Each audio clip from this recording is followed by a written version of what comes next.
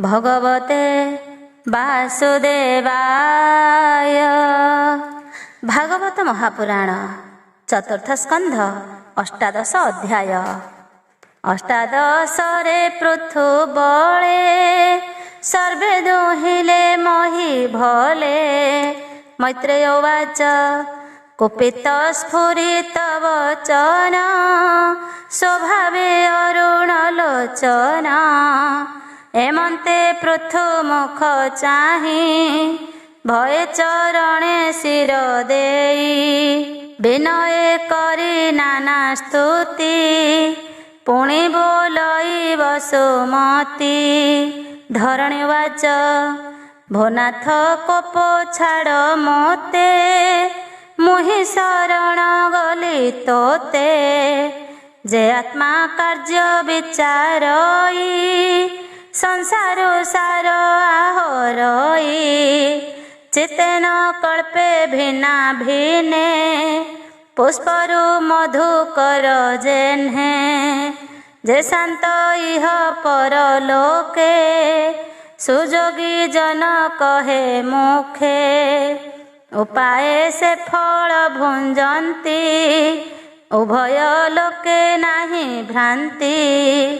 एहा जे न करई चिते से जस लभिब के मन्ते।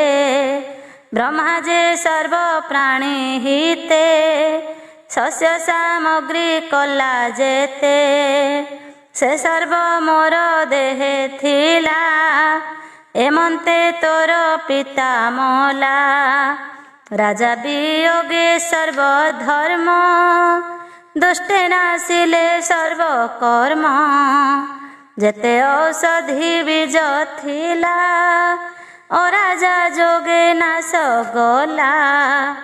चौर भय राजते भविष्य यज्ञ रक्षा अर्थे। क्षीण विरुद्ध देखी मोहि भक्षिली धेनु रूप होई। जदि मु न करन्ति ग्रास दुष्टे करन्ते सर्वनाश। से सर्व शस्य रस जेते क्षीरे बसन्ति मोर गात्रे। तु एबे रक्षा कर मोते दोहन कर तु जुगते। खरिबी सर्व शस्य मोहि जार जीवन जेणे रही। मु सर्व काम धेनु रूपे स्रविबी सर्वजन मुखे। तु एबे मोते रक्षा कर धनु आयुध परिहर। सुषम कर मोर गात्र मुहि जे सने शस्य क्षेत्र। सम होइले मो शरीर वर्षारे पुरी निरधार। सरस होई मो शरीर शस्य उठिब निरंतर। होइब नाना रूपे धान्य जन्तुए लभिबे जीवन। मैत्रेय उवाच एमन्त धरणी वचन शुणे सन्तोष पृथु मन। मनकु बच्छा रूप करी भावे बोलई दण्डधारी। तो एहा स्तन पान कर जेमन्ते संचरई क्षीर। तक्षणे पृथुर वचने से मनु मुख देला स्तने। पिबन्ते संचरिला क्षीर मेघुजे सने वृष्टि धार। चरणे बांधी बच्छा मनु पृथु दुहिला क्षीर स्तनु।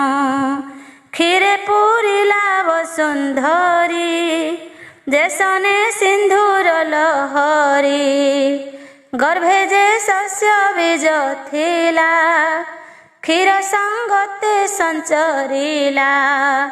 शस्य होइला प्रमिते प्रजाए नेले जे झामते। ପୃଥୁ ଦୋହନ ଅନ୍ତେ ଦେବେ। ସର୍ବେ ଦୁହିଁଲେ ଯେଝା ଭାବେ ମିଳି ସକଳ ଋଷି ଗଣ ଆନନ୍ଦେ ହୃଷିକ ପାତ୍ରେଣ। ଗୁରୁଙ୍କୁ ବତ୍ସା ରୂପ କରି ଯେ ଯାହା ମତେ ସ୍ତନ ଧରି। ଦୁହିଁଲେ ପୟ ଛନ୍ଦମୟ ଯେ ଭାବେ ତୁଟଇ ସଂଶୟ। ପୁଣି ସକଳ ଦେବେ ଧରି ଇନ୍ଦ୍ରଙ୍କୁ ବତ୍ସା ରୂପ କରି। ସୁବର୍ଣ୍ଣମୟ ପାତ୍ର ଆଣି ଆନନ୍ଦେ ଦୁହିଁଲେ ଧରଣୀ। ସୋମ ଦୁହିଁଲେ ଯେଝା ମତେ ଅଶେଷ ଯଜ୍ଞ କର୍ମ ଅର୍ଥେ। ଅମୃତ ବୀର୍ଯ୍ୟ ଓଜବଳ ଦୁହିଁଲେ ପୟ ସୁନିର୍ମଳ।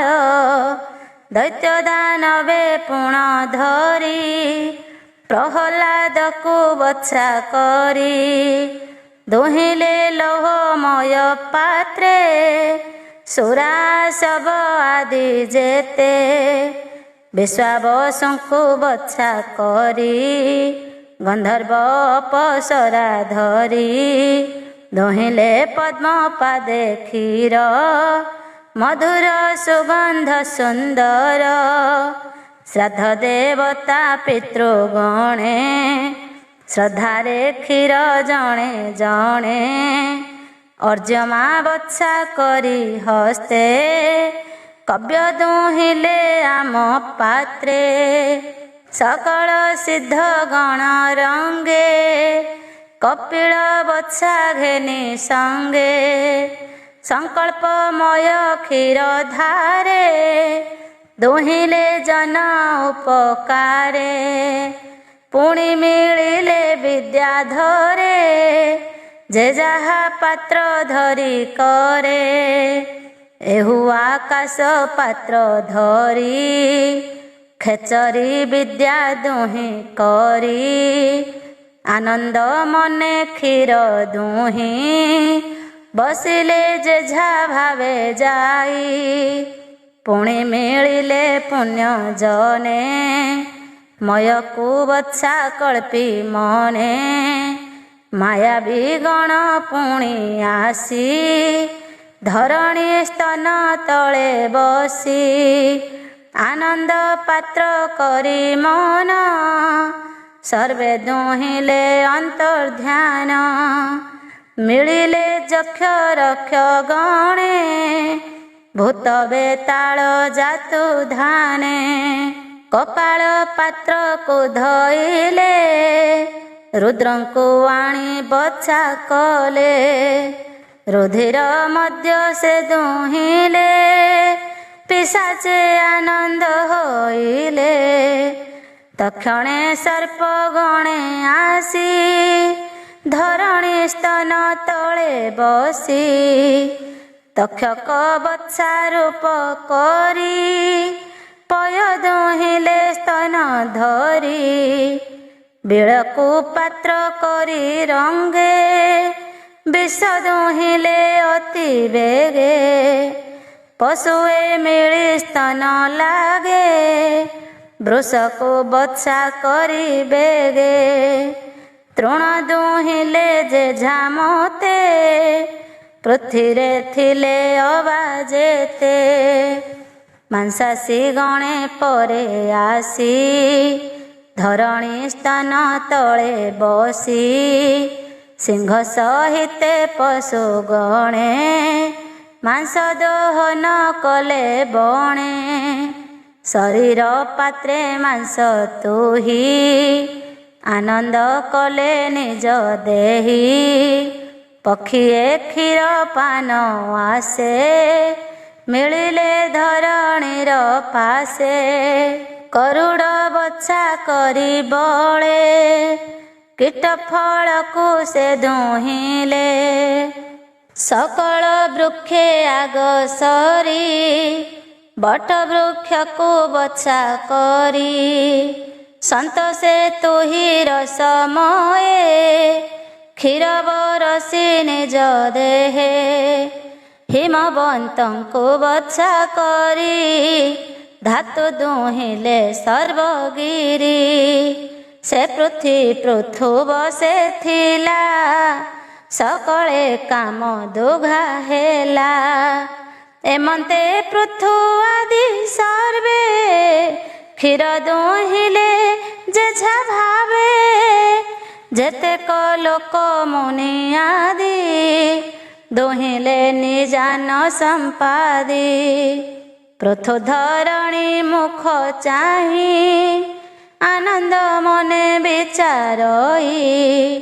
ଏ ମୋର ପାଇଁ ଦୁଃଖ ସହି ରୂପ ବହିଲା ଧେନୁ ହୋଇ। ଯେ ଯାହା ସୁଖେ ପୟ ନେଲେ ସର୍ବେ ତୋଷିଲା ମହି ଭଲେ। ସକଳେ ଲଭିଲେ ଜୀବନ ଦେଖ ଏହାର ଦେହ ଧନ୍ୟ। ଏ ମୋର ଦୁହିତା ହୋଇବ ଏଣେ ବଞ୍ଚିଲେ ସର୍ବଜୀବ। ଜୀବଙ୍କ ଜୀବ ଦାତା ଯେଣୁ ଏହାର ପୃଥ୍ୱୀ ନାମ ତେଣୁ। ହୋଇବ ଏ ମୋର ପ୍ରମାଣ ଯେଣୁ ଏ ସଂସାର ଧାରଣ। ଏମନ୍ତେ ପୃଥ୍ୱୀ ନାମ କରି ସୁଖେ ପାଳିଲେ ବସୁନ୍ଧରୀ। ଭୂମିରେ ଉଚ୍ଚ ପ୍ରାୟ ସ୍ଥାନ ଧନୁ ହୋଳେ କରି ସମାନ। ଯଥା ଯୋଗ୍ୟରେ ପ୍ରାଣୀ ସ୍ଥାନ କଳ୍ପିଲା ବେଶର ନନ୍ଦନ। ଏମନ୍ତେ ପୃଥୁ ହୋଇ ରାଜା ସମେ ପାଳିଲେ ଜନ ପ୍ରଜା। ଭୂମି ଉପରେ ନାନା ଦେଶେ ସକଳ ସ୍ଥାପିଲେ ହରସେ। ଗ୍ରାମାଦିପୁର ଯେ ପତନ ଘୋଷ ବ୍ରଜ ସବର ସ୍ଥାନ। ଆଖର ଖେଟ ଯେ ପର୍ବତ ଦୁର୍ଗ ଗ୍ରାମାଦି ଯେ ନିର୍ମିତ। ସେ ରାଜା ଅତି ସ୍ନେହ ଭରେ ସକଳ ଜୀବଙ୍କୁ ନିର୍ଭରେ। ଜନଙ୍କୁ ପାଳେ ପିତା ପ୍ରାଏ ସକଳେ ରହିଲେ ନିର୍ଭଏ। ନିଶ୍ଚିନ୍ତେ ରହିଲେ ସକଳେ ଅଚଳ ଯେ ସନେ ନିଶ୍ଚଳେ। ପୃଥୁ ଚରିତ ସୁଧା ବାଣୀ ଶୁଣି ସଂସାରୁ ତର ପ୍ରାଣୀ। ବୋଲଇ ଦାସ ଜଗନ୍ନାଥ ଭାଷା ପ୍ରବନ୍ଧେ ଭାଗବତ। ଇତି ଶ୍ରୀମଦ୍ଭାଗବତେ ମହାପୁରାଣେ ପାରମହଂସ୍ୟାଂ ସଂହିତାୟାଂ ଚତୁର୍ଥ ସ୍କନ୍ଧେ ପୃଥ୍ୱୀଦୋହ ନାମ ଅଷ୍ଟାଦଶୋଧ୍ୟାୟ। ঊনবিଂଶ ଅଧ୍ୟାୟ। ଅସହରଣେ ବହିରୋଷ ପୃଥୁ ଚିନ୍ତନ୍ତେ ଇନ୍ଦ୍ରନାଶ। ତାଙ୍କୁ ନିଷେଧ କଲେ ଧାତା ঊনବିଂଶରେ ହି କଥା। ମୈତ୍ରେୟ ଉବାଚ ଏବେ ହୋ ଶୁଣ ବିଷ୍ଣୁ ଗାଥା। କହିବା ପୃଥୁ ଯଜ୍ଞ କଥା। ମିଳି ସକଳ ମୁନି ଜନେ ସନ୍ତୋଷେ ପୃଥୁ ସନ୍ନିଧାନେ। ଯଜ୍ଞ କରଣ ଉଦଯୋଗେ ସର୍ବସମ୍ଭାର ଆଣି ବେଗେ। ସୁପ୍ରାଚୀ ସରସ୍ୱତୀ ତୀର୍ଥେ ଆରମ୍ଭ କଲେ ବ୍ରହ୍ମାବର୍ତ୍ତେ। ଯଜ୍ଞ ସମ୍ଭାର ଇନ୍ଦ୍ର ଦେଖି ନ ସହି ମନେ ହେଲା ଦୁଃଖୀ। ସେ ଯଜ୍ଞେ ଯଜ୍ଞପତି ହରି ପ୍ରତ୍ୟକ୍ଷ ହେଲେ ଦୟା କରି। ଶଙ୍କର ପଦ୍ମ ଯୋନି ମେଳେ ମିଳି ସକଳ ଦିଗ ପାଳେ। ଗନ୍ଧର୍ବ ଅପସରା ଗଣେ ମୁନିଏ ବେଦ ଉଚ୍ଚାରଣେ। ଆନନ୍ଦେ ଗୀତ ନୃତ୍ୟ ସ୍ତୁତି ସିଦ୍ଧ ଗୁହ୍ୟକ ପନ୍ତି ପନ୍ତି। ଦାନବ ଦୈତ୍ୟ ବିଦ୍ୟାଧରେ ସେ ଯଜ୍ଞେ ମିଳିଲେ ସକଳେ। ସୁନନ୍ଦ ନନ୍ଦ ଆଦି ମାନେ ହରିର ପାରିଷଦ ଗଣେ କପିଳ ନାରଦ ଯେ ଦତ୍ତ ସନକ ଆଦି ଉପଗତ ସେ ପୃଥୁ ଯଜ୍ଞେ ବସୁମତୀ ଧେନୁର ପ୍ରାୟ ଦୁଗ୍ଧବତୀ କାମଧେନୁର ପ୍ରାୟ ହୋଇ ସର୍ବସମ୍ପଦ ଦେଲା ମହି ନଦୀଏ ଇକ୍ଷୁଦ୍ରାକ୍ଷା ଜଳେ ବହିଲେ ଲହରୀ ଉଲ୍ଲୋଳେ ଘୃତ ସଂଯୋଗେ ଦଧି ଅନ୍ନ ତ ସେ ଭୁଞ୍ଜନ୍ତି ସର୍ବଜନ ସକଳ ବୃକ୍ଷେ ମଧୁପନ୍ତି ଜିମୁତ ପ୍ରାୟ ବରସନ୍ତି ସମୁଦ୍ରେ ନାନା ରତ୍ନେ ପୁରୀ ଗର୍ଜନ୍ତି ଉଲ୍ଲୋଳ ଲହରୀ ପର୍ବତେ ଚତୁର୍ବିଧ ଅନ୍ନ ଦେଇ ରଞ୍ଜିଲେ ପୃଥୁ ମନ ଲୋକପାଳକେ ଲୋକ ତୁଲେ ସର୍ବସମ୍ଭାର ସମ୍ପାଦିଲେ ପୃଥୁର ଯଜ୍ଞାରମ୍ଭ ଚାହିଁ ବାସବ ମନେ ବିଚାରଇ ଏ ପୃଥୁ ସତ କ୍ରତୁ କଲେ ଲଭିବ ଇନ୍ଦ୍ର ପଦ ଭଲେ ମୋର ସମ୍ପଦ ଜୀବନାଶ ଏମନ୍ତ ଚିନ୍ତି ଛାଡ଼େ ଶ୍ୱାସ ଯଜ୍ଞର ଉନସତ ଅନ୍ତେ ଆତ୍ମାର ହିତ ଚିନ୍ତି ଚିତ୍ତେ ଯଜ୍ଞ ପଶୁକୁ ହରି ନେଲା ନିଜ ଭୁବନେ ବିଜେ କଲା ଆକାଶ ମାର୍ଗେ ଇନ୍ଦ୍ର ଗଲା ପାଷଣ୍ଡ ଧର୍ମ ଆଚରିଲା ଧର୍ମେ ବିଭ୍ରମ ତାର ମନ ସଭଏ ଚିତ୍ତ ଛନ ଛନ ଅତ୍ରି ଯେ ଯଜ୍ଞଶାଳେ ଥିଲେ ଅସର ହରଣ ଜାଣିଲେ ପୃଥୁପୁତ୍ରକୁ ରାଇବେ गे ଇନ୍ଦ୍ରର କର୍ମ ତାର ଆଗେ କହିଲେ ଅସହର ବାଣୀ ପୃଥୁତ ନୟ ତାହା ଶୁଣି ଧନୁଶରକୁ ଧରି କରେ ଶୂନ୍ୟ ଧାଇଲା କୋପ ଭରେ ଡାକଇ ରହ ରହ ବାଣୀ ସଭଏ ଇନ୍ଦ୍ର ତାହା ଶୁଣି ନିଜ ଶରୀର ଛନ୍ନ କଲା ଜଟିଳ ରୂପ ପ୍ରକାଶିଲା ଭସ୍ମଭୂଷିତ ଦେହ ଚାହିଁ ପୃଥୁ ନନ୍ଦନ ବିଚାରଇ ଜଟିଳ ଭସ୍ମ ଏହା ଗାତ୍ରେ ଏହାକୁ ମାରିବି କେମନ୍ତେ ଏମନ୍ତ ମନେ ବିଚାରିଲା ଇନ୍ଦ୍ରଙ୍କୁ ଜାଣ ନ ଛାଡ଼ିଲା ତାର ରହିବା ପଥ ଦେଖି ଅତ୍ରି ଯଜ୍ଞଶାଳ ଉପେକ୍ଷି ବୋଲଇ ଇନ୍ଦ୍ର ବେଗେ ମାର ସ୍ୱଭାବେ ଯଜ୍ଞ ଅସୋଚର ଡାକନ୍ତି ମାର ମାର ବେଗେ ତା ଶୁଣି ଇନ୍ଦ୍ର ଶୂନ୍ୟ ମାର୍ଗେ ଭଏ ଚାହଇ ଦଶ ଦିଶେ ସ୍ୱଭାବେ କେହି ନାହିଁ ପାଶେ ଏମନ୍ତ ଅତ୍ରିର ବଚନ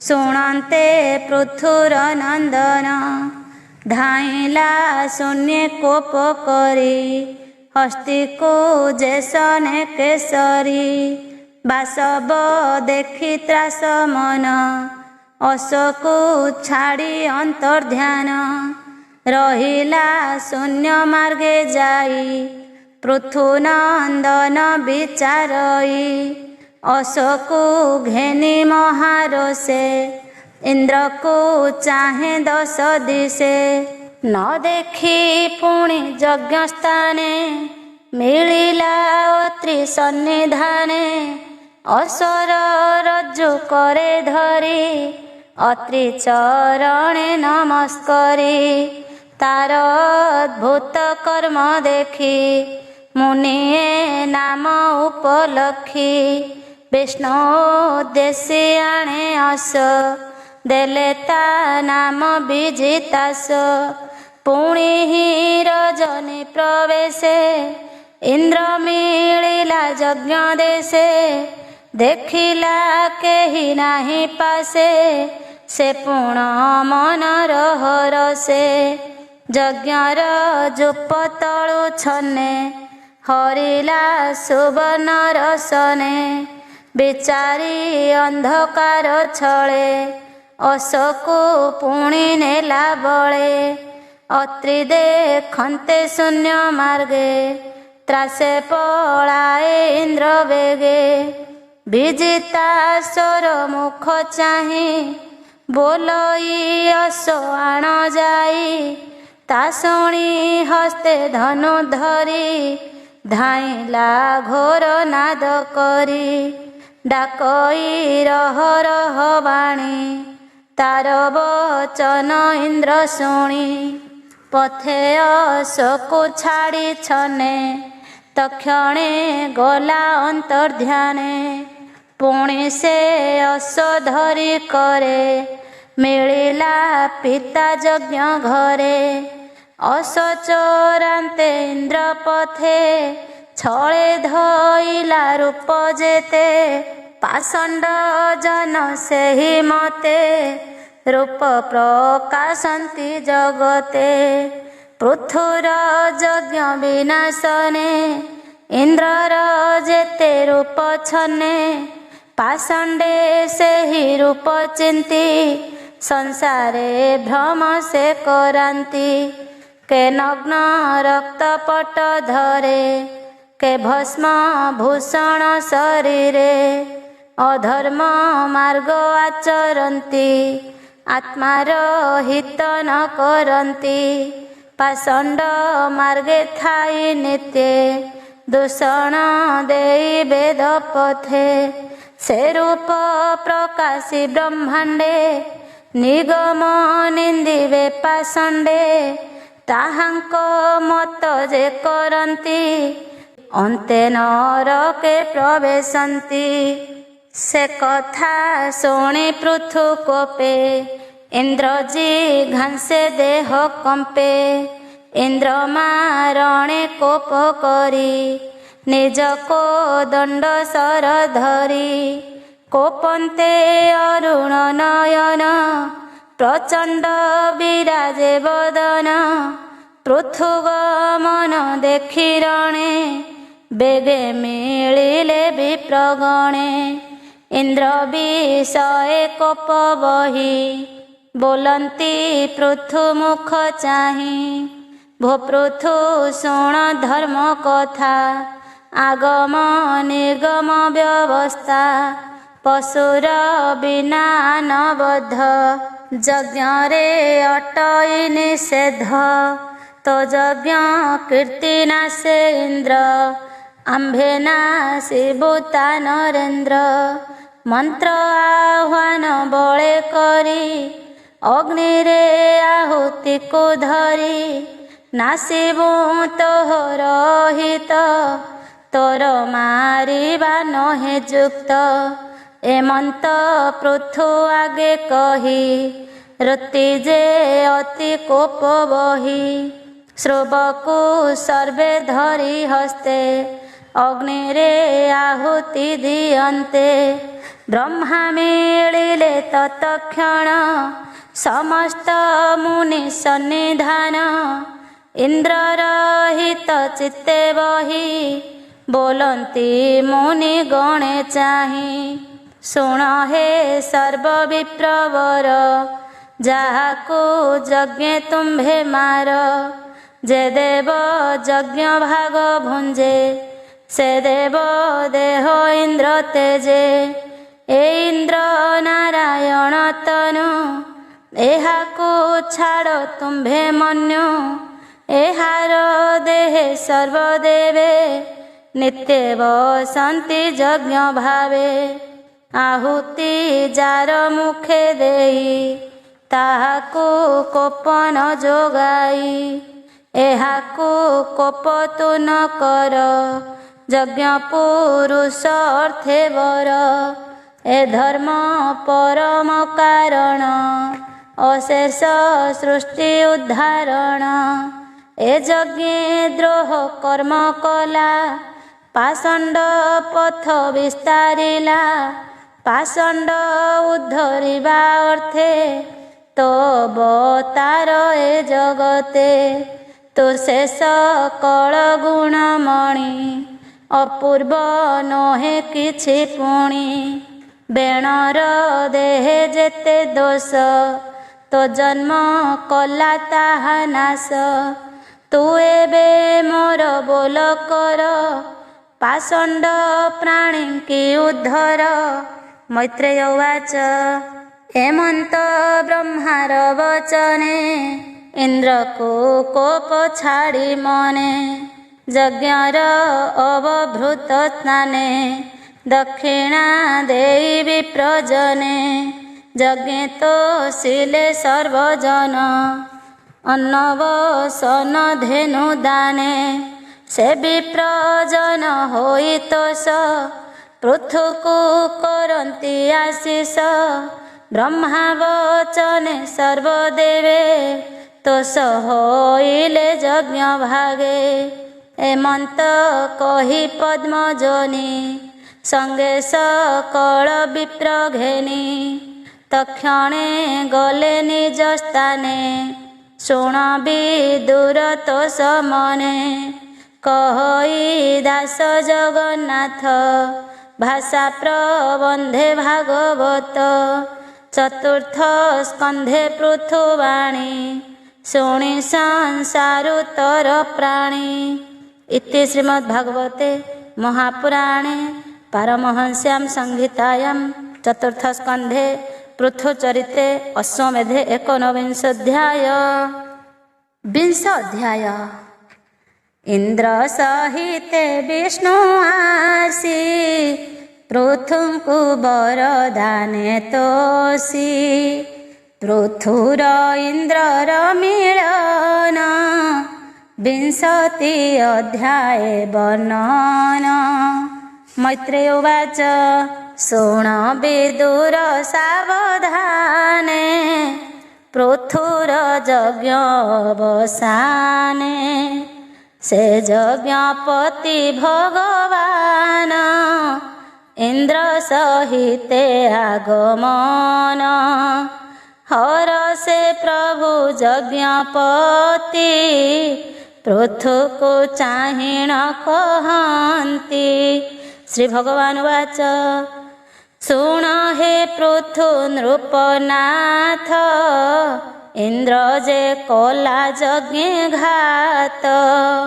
ସେ ଅପରାଧ ଖଣ୍ଡିବାକୁ ଏବେ ଅଇଲା ତୁମ୍ଭ ଠାକୁ। ତୁମ୍ଭେ ଯେ ସାଧୁ ନୃପବର ଏହାର ଦୋଷ କ୍ଷମା କର। ଏ ଲୋକେ ସାଧୁ ଯେ ଅଟନ୍ତି ସେ ଦ୍ରୋହ କର୍ମ ନ କରନ୍ତି। ସାଧୁଙ୍କ ନାହିଁ ହିଂସା ଭାବ ସମେ ଦେଖନ୍ତି ସର୍ବଜୀବ। ଯେଣୁ ଏ ଦେହ ଆତ୍ମା ନୋହେ ତେଣୁ ସେ ନ ପଡ଼ନ୍ତି ଦ୍ରୋହେ। ଯେବେ ପୁରୁଷ ତୁମ୍ଭ ପ୍ରାଏ ଦେବ ମାୟାରେ ମୋହ ହୋଏ। ବୃଦ୍ଧ ସେବନ ଦୀର୍ଘ କାଳ କେବଳ ଶ୍ରମ ସିନାସାର। ଅବିଦ୍ୟା କାମ କର୍ମ ବସେ ଯେଣୁ ଏ ଦେହ ପରକାଶେ। ଏ କଥା ଯେ ଜ୍ଞାନୀ ଜାଣନ୍ତି ସେ ମୋହ ଦ୍ୱନ୍ଦ୍ୱେ ନ ପଡ଼ନ୍ତି। ଅନିତ୍ୟ ଜାଣନ୍ତି ସେ ଦେହ ତେଣୁ ତହିଁରେ ନାହିଁ ସ୍ନେହ। ଗୃହ ଦ୍ରବିଣ ଦ୍ୱାରା ସୁତେ ମମତା କରିବେ କେମନ୍ତେ। ଏ ଆତ୍ମା ଦେହ ତହୁଁ ଭିନ୍ନ ଶୁଣ କହିବା ତାର ଚିହ୍ନ, ଏକଇ ଆତ୍ମା ସର୍ବଦେହେ, ଶୁଦ୍ଧ ଶୁଦ୍ଧେ ଭେଦ ନୋହେ। ନିର୍ଗୁଣ ହୋଇ ଗୁଣାଶ୍ରୟ, ସେ ଆତ୍ମା ସ୍ୱୟଂ ଜ୍ୟୋତିର୍ମୟ। ସେ ଅଛି ସର୍ବଠାରେ, ଆବୃତ ନୋହେ ମାୟା ଦ୍ୱାରେ। ତାହାର ନାହିଁ ଆତ୍ମା ପର, ସେ ଥାଇ ପ୍ରକୃତିର ପର। ଶରୀରୁ ଭିନ୍ନେ ଥାଇ ସେହି, ତାକୁ ଦେଖନ୍ତା ନାହିଁ କେହି। ଆତ୍ମାକୁ ଏମନ୍ତ ପ୍ରକାରେ, ଯେ ପ୍ରାଣୀ ଦେଖନ୍ତି ଶରୀରେ। ସେ ଯେବେ ପ୍ରକୃତିରେ ଥାଇ, ପ୍ରକୃତି ଗୁଣେ ବଦ୍ଧ ନହି। ଯେମନ୍ତେ ପ୍ରାଣୀ ମୋତେ ପାଏ, ତୁମ୍ଭକୁ କହି ସେ ଉପାଏ। ନିତ୍ୟ ସ୍ୱଧର୍ମେ ପ୍ରାଣୀ ଥାଇ, ଶ୍ରଦ୍ଧାରେ ଯେ ମୋତେ ଭଜଇ। ତାହାର ମନ ହେ ରାଜନ, କ୍ରମେ ହୁଅଇ ସୁପ୍ରସନ୍ନ। ମନ ପ୍ରସନ୍ନ ଯାର ହୋଇ, ସେ ପ୍ରାଣୀ ଗୁଣ ପ୍ରତେଜଇ। ସମତେ ସେ ସର୍ବ ଦେଖଇ, ସେ ଜୀବ ଆତ୍ମାକୁ ଜାଣଇ। ଭଜଇ ଶାନ୍ତି ଅବସ୍ଥାନ, ଲଭଇ କୈବଲ୍ୟ ନିର୍ବାଣ। ଏ ଦେହ ଇନ୍ଦ୍ରିମାନଙ୍କର, ଆତ୍ମା ଅଧ୍ୟକ୍ଷ ସବୁଙ୍କର। ଉଦାସୀ ଜନ ପ୍ରାୟ ହୋଇ, ସେ କୁଟେ ସ୍ଥିତ ହୋଇଥାଇ। ଏହାକୁ ଯେ ପ୍ରାଣୀ ଦେଖିଲା, ସେ ପ୍ରାଣୀ ମୁକ୍ତିକୁ ପାଇଲା। ଦେଖ ଏ ଲିଙ୍ଗ କଳେବର, ସେ ପଞ୍ଚଭୂତେ ସ୍ଥୂଳତର। ଏ ଦଶ ଇନ୍ଦ୍ରି ଛନ୍ତି ଏଥି, ଚେତନ ରୂପେ ଆତ୍ମା ତଥି। ଏ ଗୁଣ ପ୍ରବାହରୁ ହୋଇ, ଏହାକୁ ଯେ ଭେଦି ଦେଖଇ। ସେ ପ୍ରାଣୀ ଆତ୍ମାକୁ ଦେଖଇ, କ୍ଲେଶାଦି ତାକୁ ନ ବାଧଇ। ଯେ ଜନ ଦୃଢ଼ ଭକ୍ତି କରେ, ମନ ବାନ୍ଧଇ ଆମ୍ଭଠାରେ।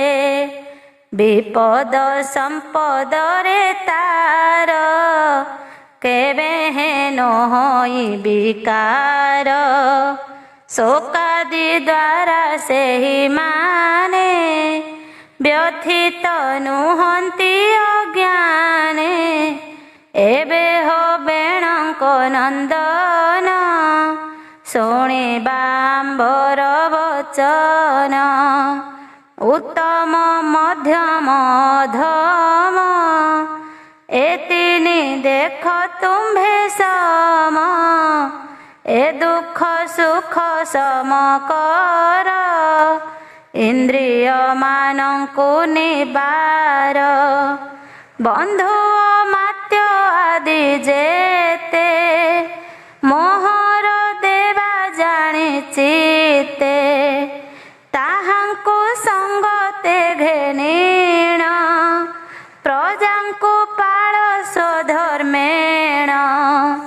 ପ୍ରଜା ପାଳନ ରାଜା ଧର୍ମ, ପ୍ରଜା କରେ ଯେ ଶୁଭ କର୍ମ। ପରଲୋକରେ ଷଷ୍ଠ ଅଂଶ, ନୃପତି ଲଭଇ ଅବଶ୍ୟ। ଯେ ରାଜା ପ୍ରଜାଙ୍କୁ ନ ପାଳେ, অধর্মে করে নিয়ে বলে সে রাজা নরক ভুঞ্জই তাহার কাহি রক্ষা নাহি স্বধর্মে ଥାଇ প্রজা পাଳ গৃহ মে ধরে କିଛି କାଳ ସନକ ଆଦି ମୁନି ଜନେ ଆସିବେ ତୁମ୍ଭର ଭୁବନେ ତାହାଙ୍କୁ ନୟନେ ଦେଖିବ ସୁଦିବ୍ୟ ଜ୍ଞାନ ତୁମ୍ଭ ହେବ ତୋ ଗୁଣ ଶିଳେ ମୁହିଁ ବସ ମୋଇଲି ଜାଣ ହୋ ନରେଶ ତେଣୁ ତୁ ମୋର ଠାରୁ ବର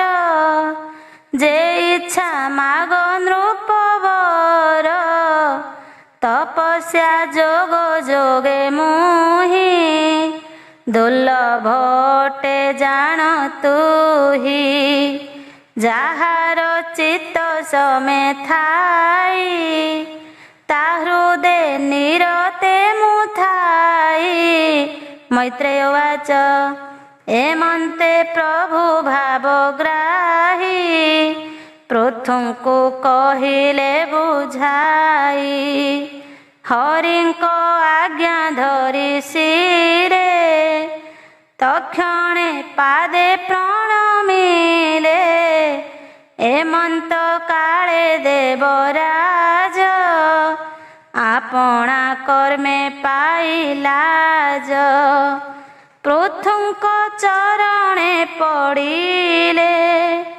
ଅପରାଧ କଲଇଁ ବୋଇଲେ ପୃଥୁ ଯେ ତହୁଁ ଆଲିଙ୍ଗନ କରି ତୋଷିଲେ ଇନ୍ଦ୍ର ମନ ଏମନ୍ତେ ପ୍ରଭୁ ଭଗବାନ ଗମନେ କଲେ କୌଦ୍ୟମ ପୃଥୁ ଯେତେକ ପୂଜା କଲେ ହରିତାନନ୍ଦେ ଘେନିଲେ ସେ ରାଜା ପଡ଼ି ହରି ପାଦେ ପ୍ରଣାମ କରିଣ ଆନନ୍ଦେ ଆନନ୍ଦ ସାଗରେ ବୁଡ଼ିଲା ପୁଲକ ସର୍ବାଙ୍ଗେ ବହିଲା ବେନି ନୟନ ଅଶ୍ରୁ ଝରେ ପ୍ରଭୁଙ୍କୁ ହୃଦ ପଦ୍ମେ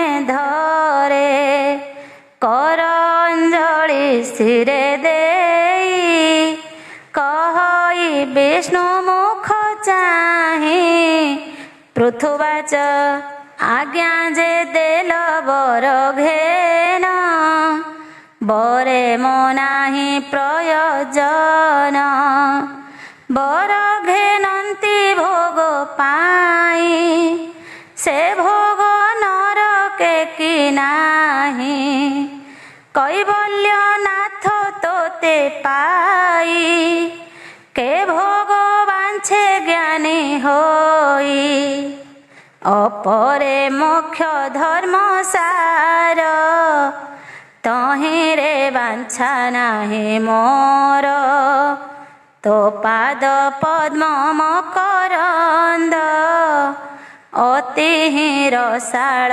সুগন্ধ মহান্ত অন্তহৃদয়ରୁ ବାହାର ହନ୍ତେ ମୁଖ ଦ୍ୱାରୁ ତୁମ୍ଭର ଯଶ ମଧୁବହେ ତହୁଁ ଯେ ସୁଖ ଜାତ ହୁଏ ସେ ଯଶ ଶ୍ରବଣେ ମୋ ଇଚ୍ଛା ଅୟୁତେ କର୍ଣ୍ଣ ଦିଅ ବାଞ୍ଛା ଏ ଦୁଇ କର୍ଣ୍ଣେ ଶୁଣି ମୋର ସନ୍ତୋଷ ନୋହେ ଚକ୍ରଧର ତୋ ପାଦ ପଦ୍ମ ସୁଧା ଯଶ ସାଧୁଙ୍କ ବଦନ ପ୍ରକାଶ କୋ ଯୋଗୀ ଜନେ ଦିଏ ଜ୍ଞାନ ଆନେ ମୋ ନାହିଁ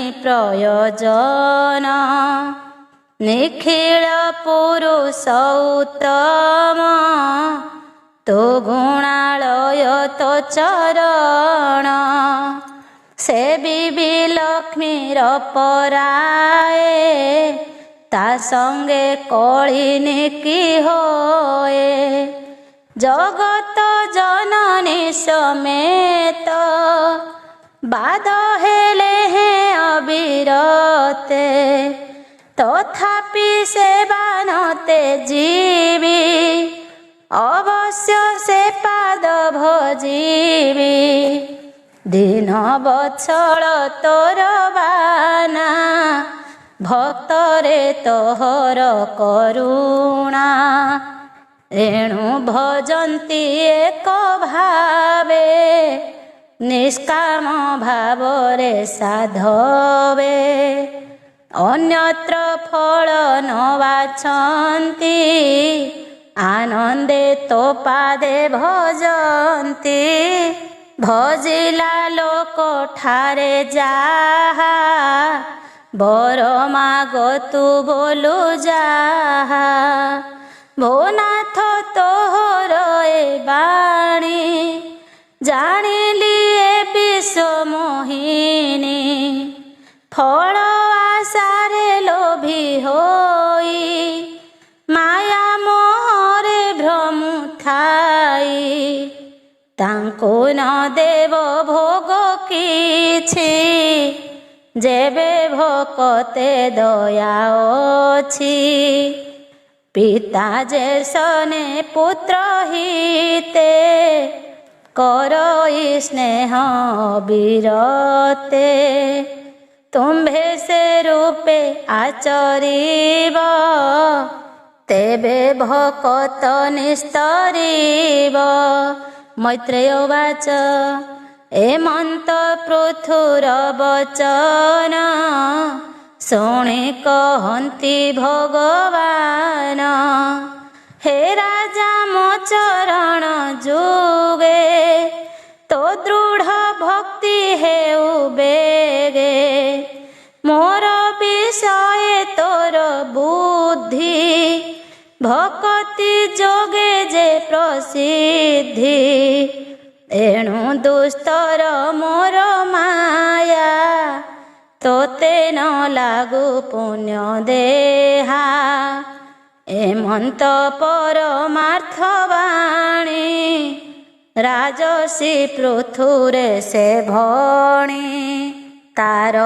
ପୂଜନେ ତୋଷ ହୋଇ ତାଠାରେ ଅନୁଗ୍ରହ ବହି ଦେବ ଋଷି ପିତୃ ଗନ୍ଧର୍ବ ସିଦ୍ଧ ଚାରଣ ଯେ ପନଗ କିନ୍ନର ପସର ମର୍ତ୍ୟ ଖଗାଦି ଜୀବ ଲୋକନ୍ତ ଯେ ସର୍ବ ବିଷ୍ଣୁ ସଙ୍ଗେ ଥିଲେ ସନ୍ତୋଷେ ପୃଥୁ ପୂଜା କଲେ ରାଜସୀ ପୃଥୁ ଆନେ ଯେତେ ଯେ ଉପାଧ୍ୟାୟ ଯଜ୍ଞ ଗତେ ହରିଲେ ତାହାଙ୍କର ମନ ବୈକୁଣ୍ଠେ ବିଜେ ଭଗବାନ ଗରୁଡ଼ ପୃଷ୍ଠେ ବିଜେ କଲେ ସମସ୍ତ ଦେବେ ଦେଖୁଥିଲେ ଅଦୃଶ୍ୟ ହେଲେ ଭଗବାନ ପୁଣି ନ ମିଳେ ଦେବଗଣ ସେ ପୃଥୁ ତାଙ୍କୁ ନମସ୍କାର କରିଣ ଗଲେ ନିଜ ପୁର ଏ ବିଷ୍ଣୁ ପୃଥୁର ସମ୍ବାଦ ଶୁଣନ୍ତେ ନ ଲାଗେ ପ୍ରମାଦ ସୁଜନ ଜନେ ଶୁଣ ଏହା ଯେବେ ତରିବ ବିଷ୍ଣୁ ମାୟା ପୁରାଣ କରି ଗୀତ ରସ ଭଣଇ ଜଗନ୍ନାଥ ଦାସ। इति श्रीमद्भागवते महापुराणे पारमहंस्यां संहितायां चतुर्थस्कन्धे ପୃଥୁଚରିତେ ପୃଥୁସ୍ତବ ନାମ ବିଂଶୋଧ୍ୟାୟ। ଏକବିଂଶ ଅଧ୍ୟାୟ। ପୃଥୁ ପ୍ରଜାଙ୍କୁ ଉପଦେଶ ଦିଅନ୍ତି ବନେ କବିଂଶ। ମୈତ୍ରେୟ ଉବାଚ ପୁରେ ପ୍ରବେଶ ନର ସାଇ ଯେ ପୁର ମୁକ୍ତା ଦାମେ ସହି। ସୁବର୍ଣ୍ଣ ତୋରଣ ଦୁକୁଳେ ସୁଗନ୍ଧ ଧୂପ ପୁଷ୍ପ ମାଳେ। ଚନ୍ଦନ ଗୁରୁ ଜଳରେ ସିଞ୍ଚିତ ଦାଣ୍ଡ ଅଗଣାରେ। ପୃଥୁ ବିଜଏ ନିଜ ପୁର ସେ ପୁର ଅତ୍ୟନ୍ତ ସୁନ୍ଦର। ମୁକୁତାମାଳ ଲମ୍ବେ ତହିଁ ଦିବ୍ୟ କୁସୁମେ ଶୋଭା ପାଇ। ସୁବର୍ଣ୍ଣ ତୋରଣ ତହିଁରେ ଧୂପ ସୁଗନ୍ଧ ମନୋହରେ। ଚନ୍ଦନ ଗୁରୁରେ ମିଶି ତୋଷେ ସିଞ୍ଚନ୍ତି ପ୍ରଜାସି। ଫଳ ତଣ୍ଡୁଳ ଦୁର୍ବାକ୍ଷତେ ପୂଜନ୍ତି ଦୀପ ଘେନି ହସ୍ତେ। କଦଳୀ ସ୍ତମ୍ଭ ପୁଗ ପୋତେ ତରୁ ପଲ୍ଲବ ମାଳା ଜୁତେ। ସେ ପୁରଟେ ଅଳଙ୍କୃତ ମଙ୍ଗଳ ଚିହ୍ନ ଯେ ସର୍ବତ୍ର। ପ୍ରଜାଏ ଦୀପାବଳି କର ଆବର ଯେ ଦ୍ରବ୍ୟ ମଙ୍ଗଳ। ଉଜ୍ଜ୍ୱଳ କନ୍ୟାଗଣ ମେଳେ ଦିବ୍ୟ କୁଣ୍ଡଳ କର୍ଣ୍ଣେ ଲୁଳେ। ମିଳିଲେ ରାଜାର ଗ୍ରତେ ପୂଜାର ବଳି ଘେନି ହସ୍ତେ। ଶଙ୍ଖ ଦୁନ୍ଦୁଭି ବାଦ୍ୟନାଦ ଋତି ଯେ ପଢ଼ନ୍ତି ଯେ ବେଦ। ସ୍ତୁତି କରନ୍ତି ସର୍ବେ ମିଳି ସ୍ତ୍ରୀ ଦିଅନ୍ତି ହୁଳହୁଳି। ଭୁବନେ ବିଜେ ନୃପବର ସର୍ବତ୍ର ତେଜି ଅହଙ୍କାର। ସେ ପୁରେ ମହାନ୍ତ ଯେ ଥିଲେ ପୂଜିତ ହୋଇ ପୂଜା କଲେ। ସେ ପୃଥୁ ଏ ରୂପେ ନାନାଦି କୁଶଳ କର୍ମକୁ ସମ୍ପାଦି। ଅବନି ମଣ୍ଡଳ ପାଳନ କରି ନିର୍ମଳ ଯଶ ପୁଣ। ରଖି ମହିରେ ଅନ୍ତକାଳେ ପରମ ପଦେ ସେ ପଶିଲେ। ସୁତ ଉବାଚ କହନ୍ତି ସୁତ ପୌରାଣିକ ଶୁଣ ହେ ମୁନି ସୌନକ। ସେ ଆଦି ରାଜା ପୃଥୁ ଯଶ ଅଶେଷ ଗୁଣ ଯେ ପ୍ରକାଶ। ସେ ଯଶ ମହାଭାଗବତ ବିଦୁର ଶୁଣି କୃତ କୃତ୍ୟ। ମୈତ୍ରେୟ ମୁନିଙ୍କୁ ପୂଜିଣ ପୁଛଇ ପଡ଼ିଣ ଚରଣ। ବିଦୁର ଉବାଚ ସେ ପୃଥୁ ବିପ୍ରଙ୍କରେ କରି ରାଜେ ହୋଇଲେ ଦଣ୍ଡଧାରୀ। ଅଶେଷ ଦେବଗଣଙ୍କର ପୂଜା ପାଇଲେ ନୃପବର। ବିଷ୍ଣୁର ଅଂଶ ଧରିତେ ଯେ ଭୂମି ଦୁହିଁଲେ ବେନି ଭୁଜେ। ଯାର ବିକ୍ରମ ଅବଶେଷ ଉଚ୍ଚିଷ୍ଟ ଭୁଞ୍ଜନ୍ତି ନରେଶ। ଏ ଲୋକ ପାଳ ଆଦି ଯେତେ ଅଦ୍ୟାପି ଅଛନ୍ତି ନିଶ୍ଚିନ୍ତେ। ସେ ପୃଥୁ ରାଜା କୀର୍ତ୍ତି ପୁଣି କେଅବା ସେ କଥା ନ ଶୁଣି। ଏଣୁ ତା ଶୁଦ୍ଧ କର୍ମ ଯେତେ କହ ହେ ମୁନି ମୋ ଗ୍ରତେ। ଆନନ୍ଦେ ମୈତ୍ରେୟ ମୁନି କହନ୍ତି ହରି ଭାବ ଘେନି। ମୈତ୍ରେୟ ଉବାଚ ଶୁଣ ବିଦୁର କୁରୁ ବୀର ଚରିତ ପୃଥୁରାଜନର। ଗଙ୍ଗା ଯମୁନା ମଧ୍ୟେ ପୁର ଭିଆଇ ରହି ପୃଥୁବୀର।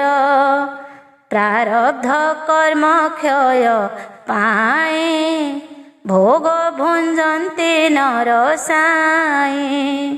ଶପଥ ଦ୍ୱୀପେ କଦଣ୍ଡ ଧରେ ସେ ନୃପତି ପ୍ରଚଣ୍ଡ। ବ୍ରାହ୍ମଣ ବୈଷ୍ଣବରୁ ଅନ୍ୟ ଆଜ୍ଞା ଲଙ୍ଘନ୍ତା ନାହିଁ ଜନ। ଏକ ସମୟେ ମହାସତ୍ର ଆରମ୍ଭ କଲେ ବେଣସୁତ। ତହିଁ ପ୍ରବେଶ ଦେବଗଣ ଦେବର୍ଷି ରାଜ ଋଷିମାନ। ଯେ ଯୋଗ୍ୟ ଯେ ମନ୍ତ ପୂଜାକୁ ସେ ରୂପେ ପୂଜି ପୃଥୁ ତାଙ୍କୁ। ଭିଆଇ ତହିଁ ମହାସଭା ରାଜା ତୁରିତେ ହେଲେ ଉଭା। ବିଷୟୀ ତାରା ଗଣ ମାଝେ ସୁଧାଂଶୁ କିୟବା ବିରାଜେ। ଗୌର କାନ୍ତି ମନୋହର ସୁନ୍ଦର ବଦନ ମଣ୍ଡଳ। ଲମ୍ବ ପୃଥୁଳ ବେନି ଭୁଜ ପଦ୍ମ ଅରୁଣ ଚକ୍ଷୁ ତେଜ। ସୁନାସା ମୁଖ ଦନ୍ତ ପନ୍ତି ସ୍ନିତ ଧରେ ଶୋଭାଅତି। ବିସ୍ତାର ବକ୍ଷ କମ୍ବୁ ଗ୍ରୀବ ସୁନ୍ଦର ବିଶାଳ ନିତମ୍ବ। ଉଦରେ ତ୍ରିବଳି ବିରାଜେ ଅଶ୍ୱତ୍ଥ ପତ୍ର ଶୋଭା ଗଞ୍ଜେ। ଆବର୍ତ୍ତ ନାଭି ସୁଗଭାର ବିରାଜେ ମଧ୍ୟ ଦେଶେ ତାର। ହେମସ୍ତମ୍ଭ କି ଉରୁଯୁଗ ଉନ୍ନତ ଅଗ୍ର ପାଦ ଯୁଗ। ଅଳପ ବକ୍ର କୃଷ୍ଣ କେଶ ଦୁକୁଳ ଶୋହେ କୋଟି ଦେଶ।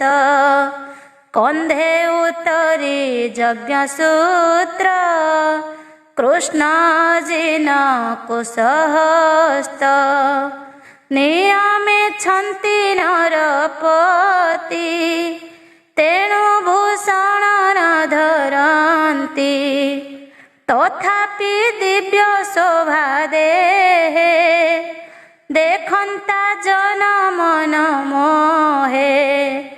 ଶିଶିର ସ୍ନିଗ୍ଧ ତାରା ପ୍ରାୟ ନୟନେ ଚାହିଁ ନର ରାୟ। ବଚନ କହନ୍ତି ମଧୁର ସରଳ ଅର୍ଥ ସୁଗମ୍ଭୀର। ପୃଥୁବାଚ ଡାକିଣ କହନ୍ତି ରାଜନ ଶୁଣି ମା ହେଉ ସଭାଜନ। ଆସିଛ ଯେତେ ସାଧୁ ଜନେ ମନ ନିବେଶ ମୋ ବଚନେ। ମୋହର ମନେ ଯେ ବା ଅଛି ମୁଁ ତାହା ପ୍ରକାଶି କହୁଛି। ରାଜତ କର୍ମେ ଧାତା ମୋତେ ସର୍ଜନା କଲା ଏ ଜଗତେ। ପ୍ରଜାଙ୍କ ରକ୍ଷା କର୍ତ୍ତା ମୁହିଁ ପ୍ରଜା ପୋଷଣେ ବୃତ୍ତି ଦେଇ ପ୍ରଜାଙ୍କୁ ରଖଇ ଧର୍ମରେ ଅଧର୍ମେ କେହି ନ ପ୍ରଚରେ ଏ ରୂପେ ପ୍ରଜାଙ୍କୁ ଯେ ପାଳେ ସୁଗତି ଲଭେ ଅନ୍ତକାଳେ ପ୍ରଜାଙ୍କୁ କଲେ ସୁରକ୍ଷଣ ତୁଷ୍ଟ ହୁଅନ୍ତି ନାରାୟଣ ଯାହାକୁ ସନ୍ତୋଷ ମୁରାରି ସେ ପ୍ରାଣୀ ଭବୁ ଯାନ୍ତି ତରି ଯେ ପ୍ରଜା ଠାରୁ କର ନିଅନ୍ତି ପ୍ରଜାଙ୍କୁ ଧର୍ମ ନ ଶିଖାନ୍ତି ପ୍ରଜାଙ୍କ ପାତକ ଘେନନ୍ତି ଅନ୍ତେ ନରକେ ସେ ପଡ଼ନ୍ତି ଏ ଘେନି କହଇ ପ୍ରଜାଙ୍କୁ ଭୟ ରଖିବ ଧର୍ମକୁ ମୋତହୁଁ ଧର୍ମ କର ଶିକ୍ଷା ମୋ ପରଲୋକ ହେଉ ରକ୍ଷା ପର ନିନ୍ଦାକୁ ପରିହରି ହରିଙ୍କି ଭଜ ଦୃଢ଼ କରି ମୋଠାରେ ଅନୁଗ୍ରହ ଯେବେ ହରିଙ୍କି ସେବା କର ତେବେ ହେ ଦେବ ପିତୃ ଋଷି ଗଣେ ଯେତେ ଆସିଛ ସଭାସ୍ଥାନେ ସକଳେ ଅନୁମତି କର ପ୍ରଜାଙ୍କୁ ଶିକ୍ଷା ଦିଅ ମୋର ବୋଲିବ ବା କିମ୍ପା କର୍ମ କରିବୁ ହରି ସମର୍ପଣ ଶୁଣ ଏଥକୁ ମୋର ଗୀର ହେ ମାନ୍ୟ ଜନେ ହୋଇ ସ୍ଥିର ବେଦ ଆଜ୍ଞାରେ କର୍ମ କରି ଦିଅନ୍ତି ତାର ଫଳ ହରି ପରମେଶ୍ୱର ଯଜ୍ଞପତି ଉତ୍ତମ ଜନକ ସମ୍ପତ୍ତି ଅଛଇହ ପରେ ଜାଣ ବିଚିତ୍ର ଭୋଗ ସ୍ଥାନ ମାନ ନଥିଲେ ଫଳ ଦାତା ଏକ କି ରୂପେ ପାଇବ ତା ଲୋକ ବୋଲିବ ବା ଏଥି ପୁଣ ବିଚିତ୍ର ସକର୍ମ କାରଣ ଶୁଣ ଏଥକୁ ଦେଇଚିତ ମହାନ୍ତ ମାନଙ୍କର ମତ ଯେ ସ୍ୱୟମ୍ଭୁବ ମନୁବର ଉତ୍ତାନ ପାଦ ଧ୍ରୁବ ଆର ଯେ ରାଜ ଋଷି ପ୍ରିୟ ବ୍ରତ ଅଙ୍ଗ ନୃପତି ପିତୃତାତ ବ୍ରହ୍ମା ଶଙ୍କର ଆଦି ଯେତେ ପ୍ରହ୍ଲାଦ ବଳି ସର୍ବମତେ ଶ୍ରୀ ଗଦାଧର କର୍ମ ଫଳ ଦେବାକୁ ସମର୍ଥ କେବଳ ତ୍ରିବର୍ଗ ସ୍ୱର୍ଗ ଅପବର୍ଗ ଯେ ସାଧ୍ୟ ଅଛି ଭୋଗ୍ୟ ଭୋଗ୍ୟ ସେ ପ୍ରଭୁ ପରମ ଈଶ୍ୱର ଦିଅନ୍ତି ସର୍ବକର୍ମ ଫଳ ମୃତ୍ୟୁଙ୍କ ନାତି ଆମ୍ଭ ତାତ ଧର୍ମ ବିଚାରେ ବିମୋହିତ ସେପରି ଯେବା ଅଭାଗୀନ ମାନନ୍ତି ନାହିଁ ଭଗବାନ ହରିଚରଣ ପଦ୍ମଜାତ ସରିତ ପରାଏ ସାକ୍ଷାତ ତାର ଚରଣ ସେବା ରୁଚି ସକଳ ଜୀବେ କରେ ସୂଚି ଦିନକୁ ଦିନ ବୃଦ୍ଧି ପାଏ, ମନର ମଳ ନାଶ ଯାଏ। ମନର ମଳ ନାଶ ଗଲେ, ବୈରାଗ୍ୟ ବିଜ୍ଞାନର ବଳେ। ଲଭି ଶ୍ରୀ ହରି ପାଦ ମୂଳ, ନ ପାଏ ପୁଣ ଏ ସଂସାର। ଏ ଘେନି ସର୍ବେ ହରି ଭଜ, ବିଷୟ ବାସନା ପ୍ରତ୍ୟେକ। ତାହାଙ୍କ ଚରଣ ଅମ୍ବୁଜ, ଅଶେଷ କାମ ଲାଭ ବୀଜ। କପଟ ଭାବ ପରିହରି, ଯେ ବାଜେ ମନ୍ତ ଅଧିକାରୀ। ଆପଣା ବର୍ଣ୍ଣାଶ୍ରମ ମତେ, ହରିଙ୍କି ଭଜ ବିରତେ। ସେ ହରି ଆତ୍ମଜ୍ଞାନ ଘନ, ତହିଁକି ନାହିଁ ବିଶେଷଣ। ଗୁଣ ବିହୀନ ସେହୁ ଯେବେ, ତଥାପି ନାନା ରୂପ ଲୋଭେ। ଯେହୋମ ଦ୍ରବ୍ୟ କ୍ରିୟା ଗୁଣ, ଅବଘାତାଦି ମନ୍ତ୍ର ପୁଣ। ଅଙ୍ଗ ସାଧ୍ୟ ଯେ ଉପକାର, ସଂକଳ୍ପ ପଦାର୍ଥର ସାର। ଜ୍ୟୋତିଷ୍ଠ ମାଦି ନାମ ଧରି, ପ୍ରକାଶେ ଯଜ୍ଞ ରୂପେ ହରି। ଯଜ୍ଞରେ ଯେବା ଫଳ ହୋଏ, ସେ ଫଳ ତହୁଁ ଭିନ୍ନ ନହେ। ଯେ ଦେହେ ଚେତନା ରୂପରେ, ଅଛନ୍ତି ସକଳ ଶରୀରେ। ଯେହ୍ନେ ଅନଳ ସମିଧରେ, ଏକ ସେ ନାନା ରୂପ ଧରେ। ସେ ରୂପେ ହରି ଦେହେ ଥାନ୍ତି, କର୍ମର ଫଳ ସେ ଭୁଞ୍ଜନ୍ତି। ସେ ହରି ସର୍ବଗୁରୁ ପର, ସର୍ବଦେବତା ଅଧୀଶ୍ୱର। ଯେ ପ୍ରାଣୀ ସେ ପାଦେ ଭଜିଲା, ସେ ମତେ ଅନୁଗ୍ରହ କଲା। କ୍ଷମା ତପସ୍ୟା ବିଦ୍ୟା ବଳେ, ଉଜ୍ଜଳ ଯେଉଁ ଦ୍ୱିଜ କୂଳେ। ଅପରେ ମହାସାଧୁ ଧୀର, ବିଷ୍ଣୁଟି ଦେବତା ଯାହାର। ସେ କୂଳେ ପ୍ରଭୁ ପଣ କଲେ, ପ୍ରମାଦ ପଡ଼ଇଟି ଭଲେ। ବ୍ରହ୍ମଣ୍ୟ ଦେବ ନର ହରି, ଯେଉଁ ବ୍ରାହ୍ମଣ ସେବା କରି। ଲକ୍ଷ୍ମୀଙ୍କି ସେ ପୁଣ୍ୟ ଲଭିଲେ, ଉତ୍ତମ ଯଶ ହିଁ ପାଇଲେ। ସେ ଭଜେ ବ୍ରାହ୍ମଣ କୁଳକୁ, ଈଶ୍ୱର ସନ୍ତୋଷ ତାହାକୁ। ଏଣୁ ସକଳ ପ୍ରାଣୀମାନେ, ମାନ୍ୟ କରିବ ବିପ୍ରଜନେ।